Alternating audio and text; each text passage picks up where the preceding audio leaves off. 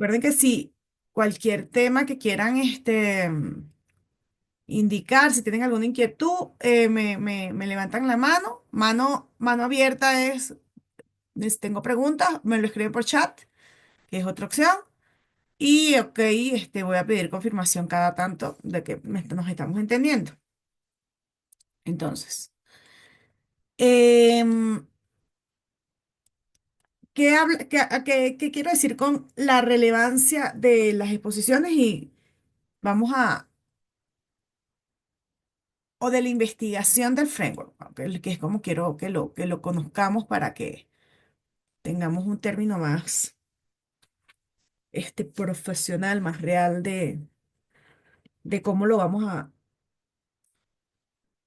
nomenclar si tuviéramos un proceso real de investigación dentro de un área o un entorno empresarial. Fíjense, la relevancia se refiere a la importancia, ¿no? Como la pertinencia en un contexto, a los conceptos que nos permiten a nosotros evaluar esa información, las características, los eventos significativos de una situación, ¿no? Entonces, en este caso, el, la primera exposición, ustedes tienen unos parámetros que esos parámetros están acá dentro del aula virtual y lo tienen bien específicos donde, ok, tengo que cambiar acá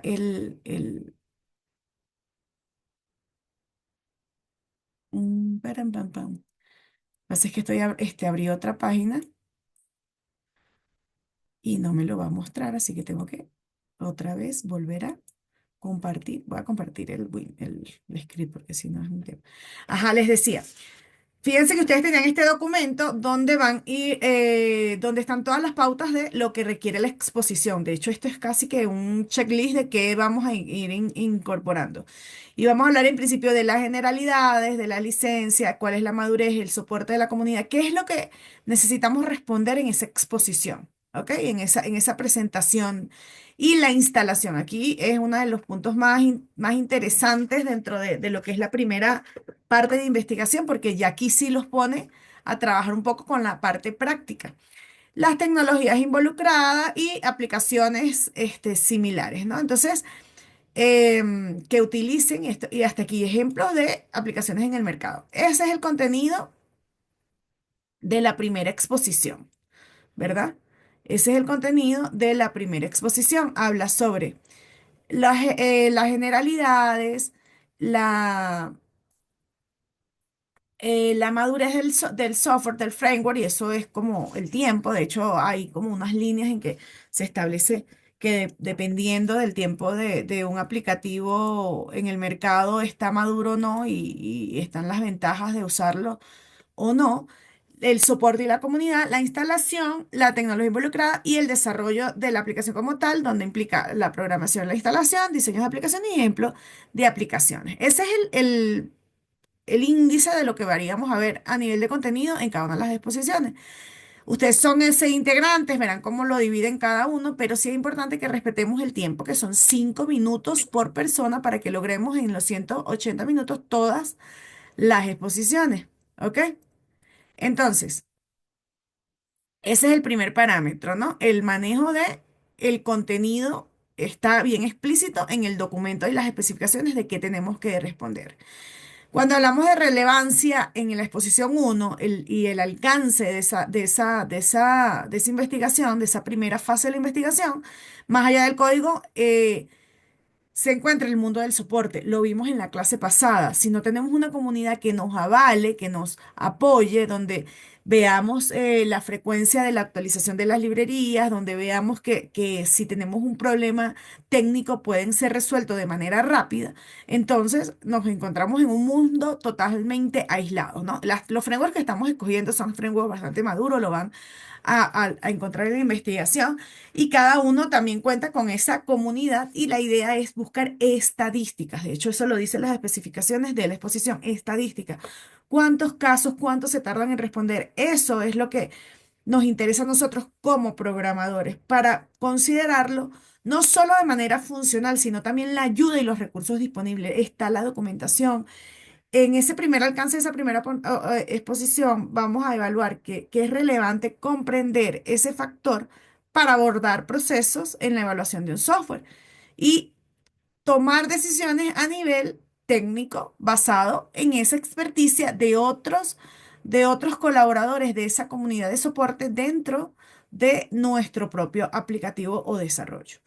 La comunidad tiene un poder importantísimo y los foros, los grupos de redes, la colaboración permite que los desarrolladores puedan compartir conocimiento y resolver problemas, sobre todo cuando estamos en una fase de aprendiendo un nuevo código, aprendiendo un lenguaje, aprendiendo un nuevo framework, un nuevo kit. La comunidad fuerte también fomentan la innovación y el crecimiento del framework. Incluso ustedes, cuando estamos hablando de software libre, pueden ser colaboradores en algún momento.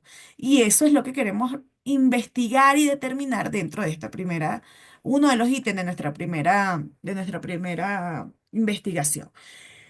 Al elegir un framework, el tema de los recursos es vital. Digamos, ustedes tienen que comprender, diga, cuánto se requiere para poder hacer la instalación. Los recursos no abunda, un framework con recursos abundantes facilita el aprendizaje y la implementación, lo que puede ser decisivo para existir en un proyecto. Y hablamos de recursos como documentación, tutorial, ejemplos y el código. Y allí están referencias y están requisitos técnicos. Por ejemplo, dentro de la evaluación de recursos nosotros podemos determinar, oh my God, aquí mi máquina no me va a funcionar porque yo tengo 2 de RAM y este framework se instala o necesita trabajar bajo una máquina que tenga tanto de disco y 16 de RAM o otras características. Entonces, digamos, los recursos, la documentación es imprescindible para poder darnos la garantía de que eh, va a tener futuro nuestro proyecto. Digamos que vamos a poder tener unas bases sólidas para encaminarnos y poder seguir trabajando con ese tipo de framework. Entonces, esa respuesta la vamos a conseguir en esta primera evaluación. Y existen casos en que empezamos a investigar, queremos aprender un nuevo software, queremos aprender hay una tendencia, pero vemos que está sumamente inmaduro, que resulta que nadie está usando todavía, está en un proceso de investigación, una versión muy beta, y decimos, no, decidimos, este proyecto no lo podemos hacer con estas herramientas porque sería un riesgo muy alto. ¿Ok? Y ese es el levantamiento que se hace dentro del alcance de este primer hito de investigación. Los casos de éxito, por supuesto que analizar casos de éxito nos puede ofrecer perspectivas valiosas. Si hay una comunidad sólida que tiene un soporte constante y además de eso vemos ejemplos donde se demuestra que en esa colaboración se tienen buenos resultados, donde empresas importantes de las top del mercado utilizan ese framework, entonces, y existen proyectos destacados que son públicos, código, que en particular en código abierto. Evidentemente, ese es un indicador, una green flag, ¿no? Una bandera verde para poder trabajar con ese software, con ese kit. La instalación que forma parte del primer entregable que, de hecho, que quisiera ver yo en estas exposiciones. Así como tengo estadísticas, así como tengo ejemplos prácticos de aplicativos que utilizan este framework que cada equipo seleccionó. Yo quisiera ver pantallazos de, mira, ya instalé y ya me di mis primeros golpes con el framework, ya busqué la documentación es adecuada para hacer la instalación. ¿Qué nos permite a nosotros en el desarrollo, considerando y sabemos que el framework es un conjunto de herramientas, de bibliotecas, de estructuras predefinidas?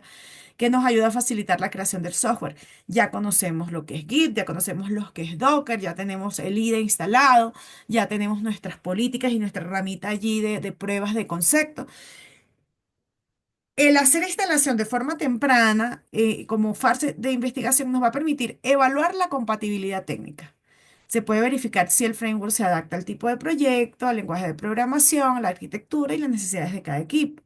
Explorar las funcionalidades clave, que es lo que vamos a ir haciendo a medida de las siguientes exposiciones, trabajando por módulo. Cuando trabajemos con seguridad, vamos a investigar un poco, ajá, y cómo esto se conecta, cuáles son los APIs que contiene, o cuando trabajemos con con el front, ajá, déjame ver cómo trabaja esta parte, la parte de interfaz, esto tiene template, cuál es su arquitectura a nivel de trabajo. Y ojo, eso no significa que tengamos que tener el kit completo y hacer pruebas integrales con la base de datos, con un backend, un frontend. Son pruebas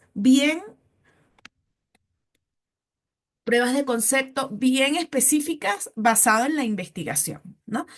Además, nos va a ayudar a reducir la curva de aprendizaje porque cuando ya lo instalamos temprano, cuando empecemos a hacer el proyecto, ya hemos aprendido ciertos pasos o ciertos tips al respecto y detecta limitaciones de ventaja, como les decía, por ejemplo, a nivel de documentación, mira, no está la documentación totalmente clara, en este site sí, en este espacio no, si realmente es fácil integrar, voy a tener que utilizar librerías adicionales, voy a tener que buscar ciertas opciones para resolver estas cosas, eh, mi máquina soporta o no soporta, qué puedo resolver al respecto, voy a tener almacenamiento en la nube, cómo voy a trabajar este tipo de cosas. ¿Me explico? Entonces, este tipo de cosas es importante evaluarla dentro de la primera exposición, entenderla y practicarla, porque quiero que quede clarísimo, chicos, que la idea de las exposiciones es un proceso de investigación, un proceso de pruebas de concepto, un proceso que es la antesala al proyecto y que debe estar enfocado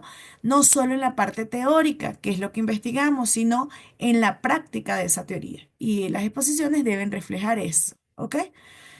Entonces, en conclusión, al final, la elección de un framework de software no se debe basar únicamente en el código, la evaluación de soporte y la comunidad es esencial para el éxito a largo plazo.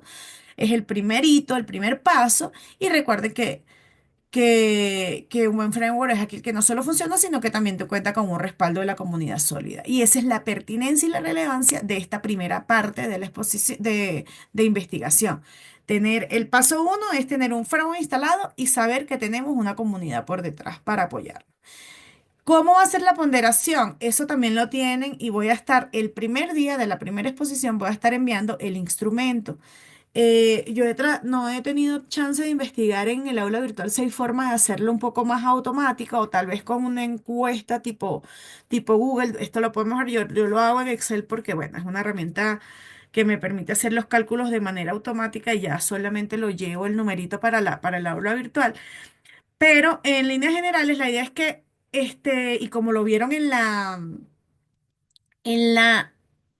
turururú, en la nota informativa por competencia, que este fue uno de los cambios de este semestre, vieron que, si lo leyeron por encima, el contenido, los 10 capítulos, etcétera, pero aquí hay una sección interesante que tiene que ver con la parte evaluativa, que es por cada componente qué cosas se van a evaluar. Y una de las cosas, bueno, vimos un examen de diagnóstico en el primer capítulo, pero en este segundo hablamos de las exposiciones, pero también dentro de las especificaciones van a encontrar o encontraron cuál es el tipo de evaluación. Y en este caso es autoevaluación.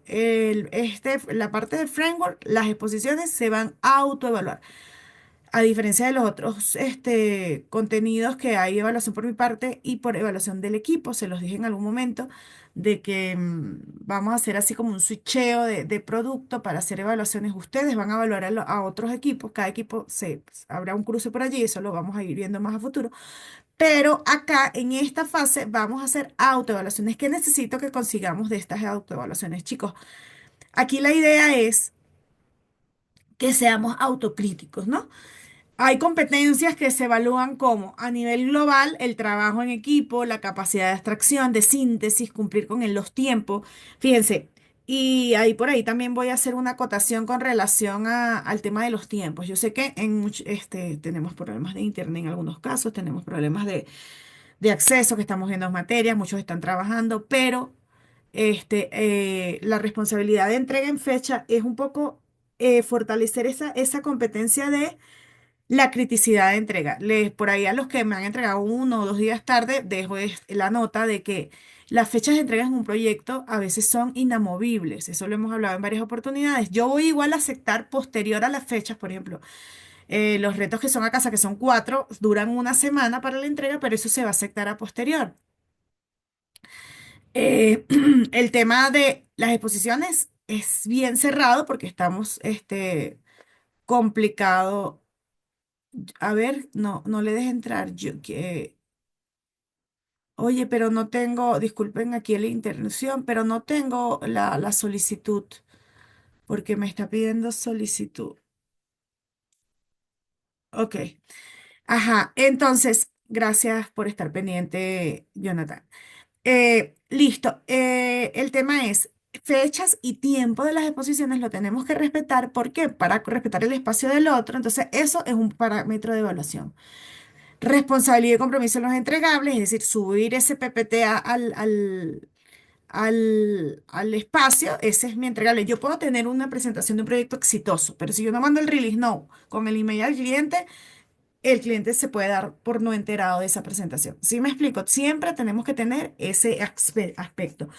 El tema de la fecha, me- lo he vivido, chicos, en licitaciones, por ejemplo, públicas de proyecto, hay un horario de tal a tal hora recibo la carpeta con las especificaciones del proyecto, con el sobre de la oferta económica y te cierran la puerta en la cara si llegas un minuto posterior a la hora. Entonces, digamos, no quiero ser súper restrictiva, igual vamos a aceptar los retos y me ha pasado que incluso en semestres pasados gente que no pudo exponer el día por X situación y conversamos de la situación y expone específicamente su contenido, pero la idea es que sea dentro del grupo para darle mayor valor al conocimiento que se va a compartir en esa exposición.